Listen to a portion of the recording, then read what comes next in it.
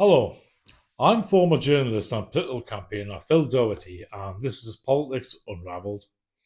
Please give the video a subscribe and a like on the way in, as it helps the channel enormously. When Tony Blair, apparently to rub the Tory noses in multiculturalism, opened up the floodgates to unprecedented levels of immigration, he went against the wishes of the British people. This, of course, was the fuel that eventually ended up with a Brexit bomb. Why? Well, because the elites in both the UK and in Brussels just didn't listen. This is also why we're seeing the same rejection of the left's extreme hyper-liberalism across the entire Western world. Now, I didn't actually vote for Leave, but if you actually look at things from the other side's perspective, step into their shoes, use cold logic, I'm not actually surprised this phenomenon is actually happening in the UK. And before the Tories start shouting Brexit betrayal, oh, they already have, let's admit it, it was you who betrayed Brexiteers. After literally campaigning for Brexit and promising to cut immigration, Boris Johnson opened up the floodgates to levels that would make Tony Blair blush. And now wannabe king, Wes Streeting, is now pushing to rejoin the EU and hand the UK's borders control to the EU and its legislation. An average of polls shows that 2/3 of voters want legal immigration to come down, and 58% cite it as one of their top three concerns. Furthermore, 79% of voters say that illegal immigration is way too high, and the source for that is Ipsos. And about half of the British public, just under 50%, feel that the culture in the UK is changing too quickly. And 86% perceive tensions between immigrants and UK-born citizens. And the source for that again is Ipsos. Instead of listening to what's actually being said by the public, the so-called North London political set, the media, the legal rights lawyers and such forth, they've basically just tried to brand anyone with any concerns about immigration as either a fascist or far right. The problem is that these old ad hominem attacks, they're not really working anymore. The fact is they're just adding fuel to the fire, in my opinion. Now, I'm a journalist by profession. I don't have to have any strong views or on anything to talk or write about it. It's just part of the job.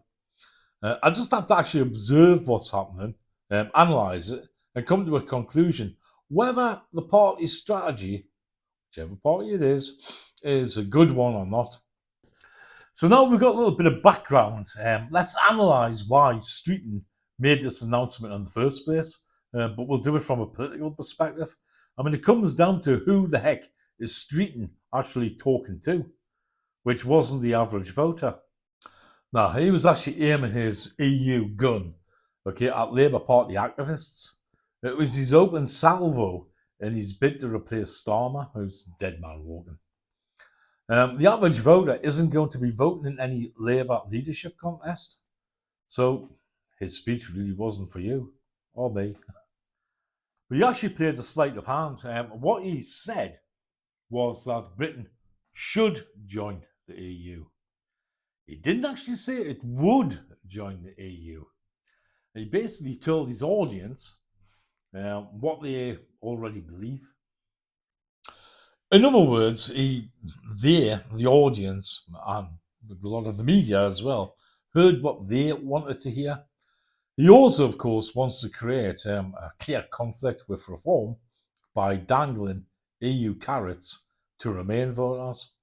The problem with Wes Streeting's bold assertion, or not as the case may be, is what is he actually going to do if he gains the Labour leadership and by default comes PM?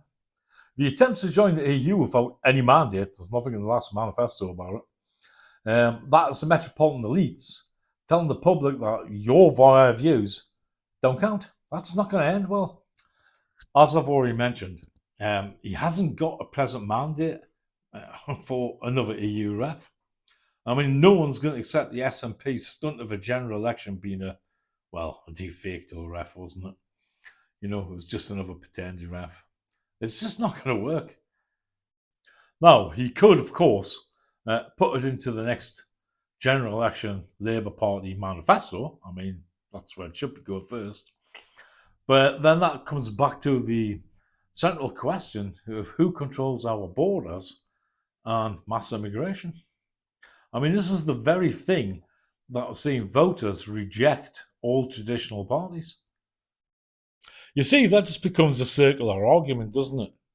I mean, and it's bound to disunify and divide society even more. I mean, we've just had years of this. I think everyone, not quite honest, if we would just rather it wasn't going to be an issue again and again and again. I mean, it's already not disunified, the UK, and it's already dividing society. So, why is it a good idea? And do we really need more division? I mean, do we?